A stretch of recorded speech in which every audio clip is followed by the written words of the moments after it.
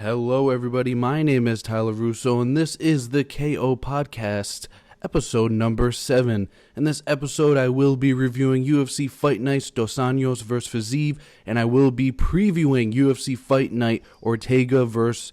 Rodriguez, and that is the UFC Long Island card. I'm very excited for that card because that is, of course, in front of a live audience. That is going to be a great card. Ring that bell. All right, kicking off this card, we had Ronnie Lawrence taking on Kakhramonov, and Kakhramonov got it done in a very dominating fashion. He dominated him for all 3 rounds, and he got the decision win. And then we move on to Kennedy Nzechukwu taking on Carl Robertson, and Nzechukwu got it done, and he was heavily grappled Robertson for most of that fight. And then in the 3rd round, he laid down some vicious ground and pound with some elbows, and Kennedy got the stoppage. Very impressed by that win because, as I said, he heavily grappled in that fight, and I had never seen him really fight that way. So it was very impressive to see a different dimension of his fight game. And it shows that he is improving a lot and becoming a more complete fighter. And the next fight we had was David Onama taking on Garrett Armfield. Onama got the submission victory in the 2nd round. Armfield took this fight on short notice. So big respect to him. You know, it's not easy, obviously, fighting, let alone taking it on short notice with not as much preparation as, you should have. But this was a rematch. Both of these guys faced each other in their last amateur bouts, and it was a decision win for Onama. So Onama moves to 2-0 on Armfield, but, very impressed by Onama. He's showing that he's got power in his hands, and he's also showing that he has a pretty good submission game. Then moving on, we had Antonia Shevchenko taking on Courtney Casey, and this was a very close fight. Split decision win for Shevchenko. And then we had Cody Brundage taking on Tresean Gore, and Cody Brundage got the KO victory in the 1st round. He sat Gore down with a counter shot, I believe, and then he finished Gore on the ground with some great ground and pound. I believe he caught Gore right in the back of the ear or on the ear, and Gore went stiff, and that was it. And Cody Brundage gets another impressive victory. That is 2 in a row for him, so keep an eye out for Brundage. Now moving on to the main card, we did have Cynthia Cavallo and Nina Nunes. Their matchup was canceled. Nunes, I think, came down with a non-COVID illness. Their fight has already been rescheduled for a later date. We also had another matchup fall out of this. Jamie Pickett, I was excited to see him fight, but hopefully he can get rescheduled soon. The opener of the main card was was fight of the night. It was crazy. It was Michael Johnson versus Jamie Mullarkey, and it was a crazy fight. This was fight of the night. I was on my feet for this whole fight. Props to both guys. This was a very entertaining fight, and just respect to both of these men. They laid it all on the line. It was a split decision win for Jamie Mullarkey. I thought Michael Johnson got it done, but 2 of the judges gave the 1st round to Mullarkey. Even though Johnson dropped Mullarkey, I don't know. The 2 judges just, Johnson got hurt late in that 1st round, but I just thought that Mullarkey didn't do enough to get that 1st round. But really, that 1st round, won Mullarkey the fight. One judge had it, Johnson. I thought Johnson had enough to get this victory, but, it was a fight of the night. It was so entertaining. So just big respect to both of these guys. They laid it all on the line out there. And the next fight on the card was B taking on Ricky Turcios, and Admin Sabi got it done by decision. Ricky Turcios, I don't know, he kept the forward pressure. He was in Zabi's face, but he just didn't land a lot of damage, and he didn't land a lot of shots, really. He threw a lot, but he just did not land, and it's for the judges. You just can't. You're not going to win a round if you don't land any of your punches. So, I think it will be a learning experience for him. I'm still very excited to see, to see him fight. I do like his fighting style. I thought it was, very interesting, very different. So, I hope that he, goes back in the gym and, re-watches that and really kind of find what he did wrong or, what he could have done better. And I think he's going to come out and have a much better fight if he can correct, those mistakes that he did. Then we had a heavyweight fight. Jared Vandera taking on Chase Sherman. This was a slugfest, a heavyweight classic slugfest. This fight was pretty entertaining, and it was fought at a high pace for heavyweights. And Chase Sherman got the third round stoppage. He got the TKO victory. Just Chase Sherman, he was on, I think, a 4-fight losing streak, in and out of the UFC. Just big respect to him for sticking with it. A lot of people may have quit, but he did not. And a lot of his fights have come on short notice. So when the UFC calls, he picks up and says yes. So you have to respect that about Sherman. He's a fighter. He's gonna say yes to any challenge that you throw at him, and I'm just happy that he got the win because obviously 4 straight losses. If he lost that, I think it would have been 5, and who knows if he would still be in the UFC at this point. But he got that win, so he doesn't have to worry about his his job security right now. So he knows that he'll be in the UFC for his next fight, and I think that's really going to help him settle down and prepare for his next fight. But Sherman, he fights under pressure all the time, so I don't think he really was bothered by the pressure. But, a great performance by him. He did get a performance bonus of the night, well-deserved. He laid it all out there to get the finish in the third. And Vandera is a very hard guy to put away. He's durable. And yeah, that was a great heavyweight scrap. Moving on to the bantamweight division, we had Douglas Silva de Andrade taking on Said Nurmagomedov, and Said Nurmagomedov got the decision victory. Nurmagomedov in this bantamweight division is going to be a problem. He's got so many spinning attacks. I love that about him. He was throwing the spinning body kicks. You don't really see that a lot, and it was just so fluent, his spinning attacks to his regular attacks. He just mixed them up so well that you just did not know what was coming, whether he was going to spin or just throw out the straight punch or anything. So, keep an eye out for Said Nurmagomedov. I think he's going to make some noise in this division. He already has, but he's going to make a lot more noise as he moves up in these bantamweight rankings. Then we had Caio Borralho taking on Armenian Straki, and Caio Borralho got it done by decision. He grappled a lot. He looked really good. He mixed in his stand-up, and Armenian Petrosky, he's a stand-up guy. So to stay on the feet with him for a little bit was impressive, and he got him down, and he neutralized Petrosky's strength, which was the stand-up, and he brought him down to the ground and really held him there and, dominated the fight from there. Then we move on to the main event. I was very excited for this main event. Rafael dos Anjos, and he took on Rafael Fiziev. Who was the better Rafael? Well, it was Rafael Fiziev. He got the 5th round finish. Just 18 seconds into the 5th round, he gets the finish on dos Anjos. It was a surprising finish. I don't think anybody was ready for the fight to be finished that quickly into the 5th. Dos Anjos looked like he was starting to get his rhythm in the 4th round. He started to kind of take Fiziev down a little bit and start to control the fight. It was a great fight that Rafael dos Anjos fought, but he just got caught by Fiziev. And Fiziev now, he's gonna be he's such an exciting fighter for this stacked lightweight division, and I can't wait to see who he's gonna get matched up with.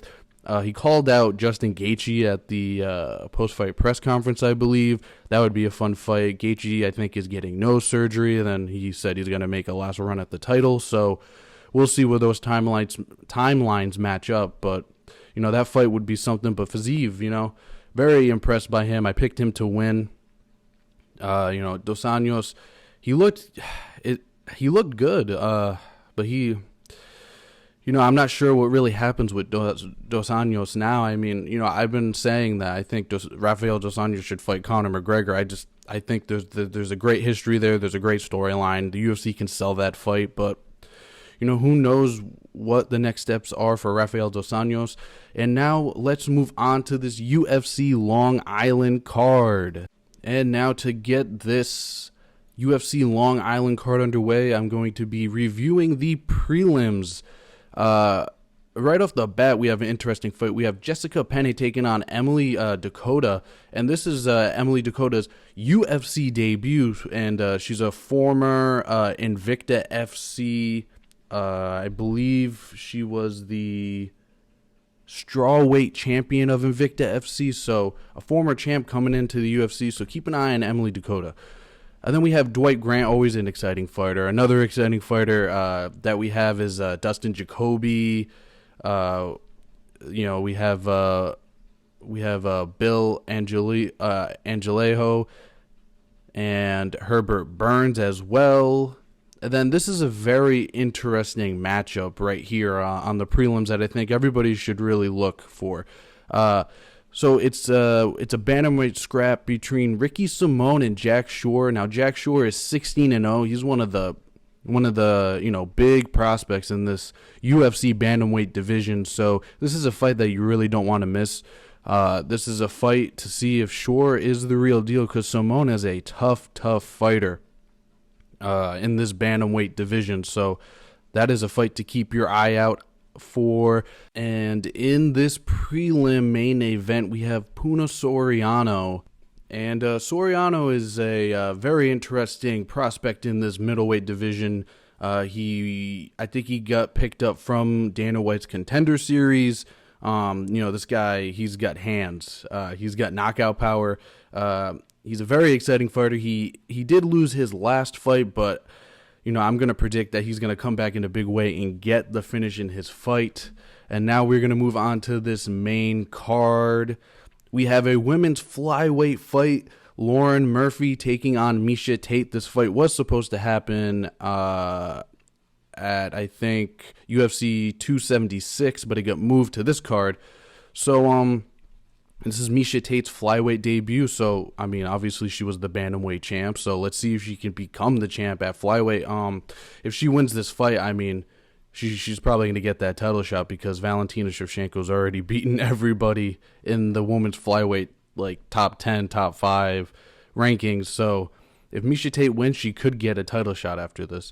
We move on to this featherweight matchup. Shane Burgos taking on Charles Jourdain. This is a very, very exciting fight.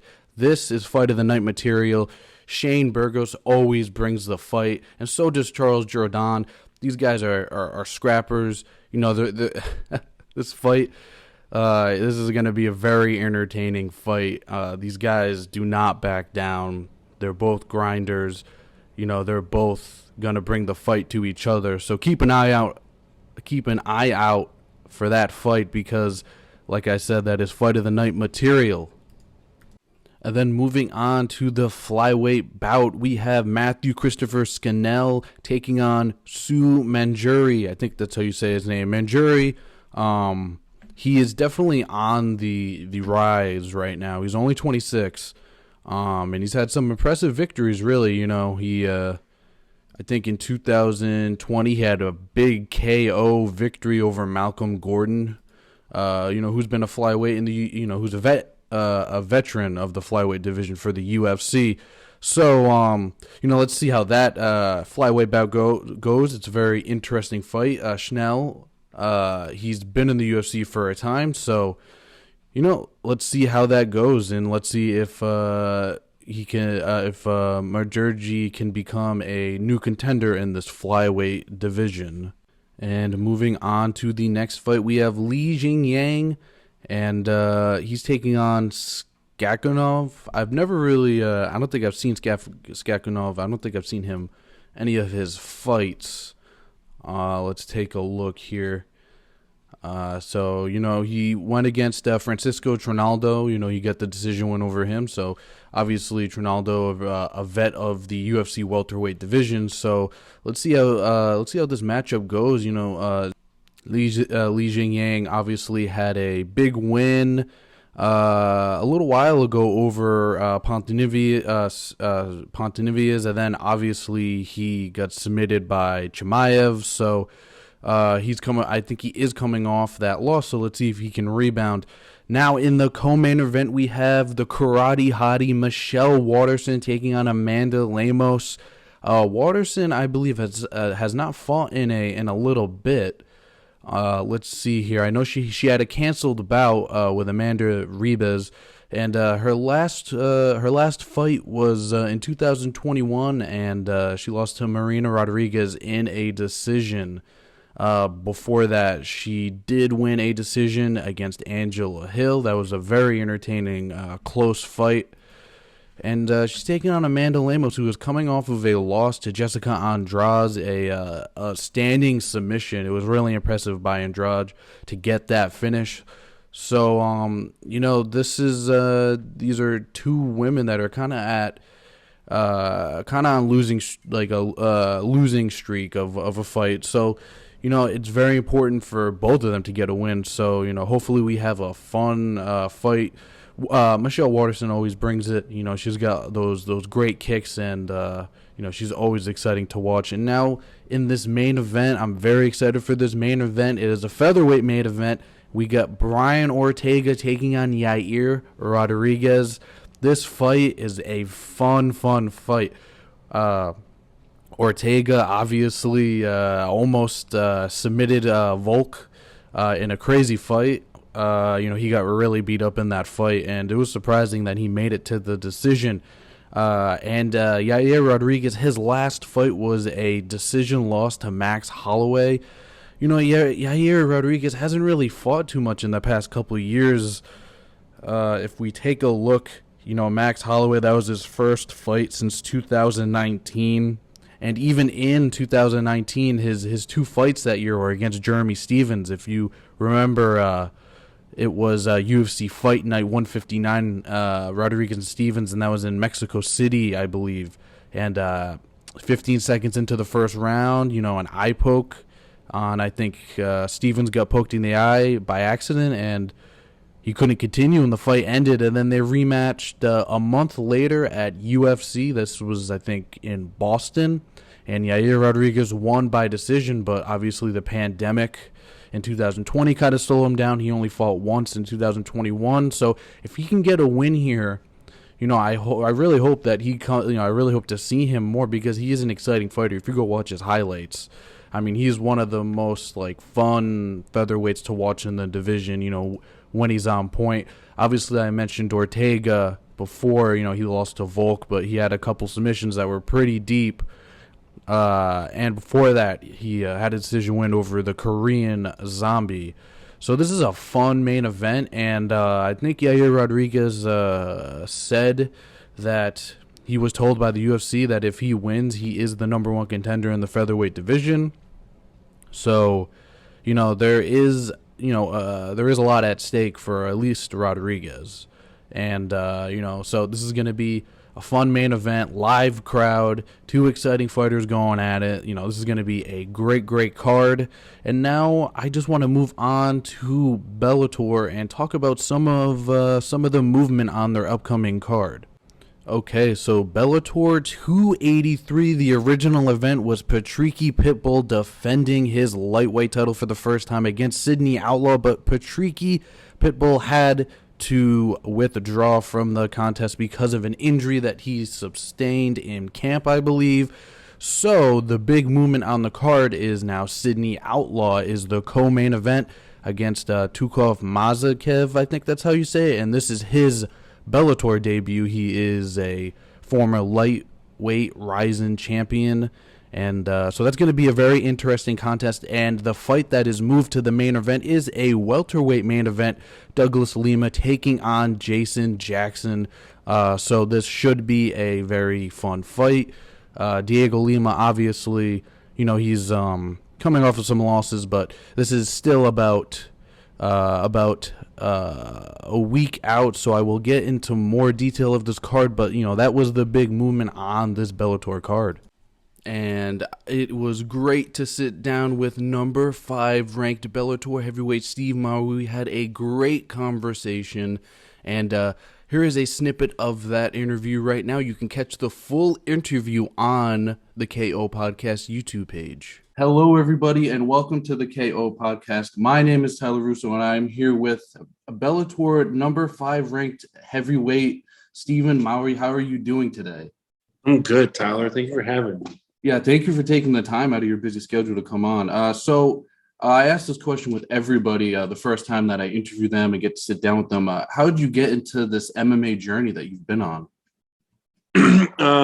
So back when I was 17, I picked up a magazine that had a featured article about it was the UFC, but also like MMA and what it was as a sport. And I guess I had seen it and stuff on TV, and before I think I caught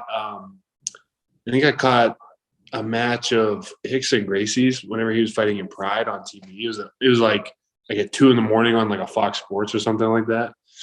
But anyway, I put 2 and 2 together from reading this magazine, and then next thing I knew, I was signing up for classes. And again, thank you so much for taking the time out of your busy schedule to do that interview with me. And that is going to do it for this episode of the KO Podcast. If you want to stay in touch with the podcast, we have an Instagram, the KO_podcast. We also have a Twitter, the KO Podcast with Tyler Russo.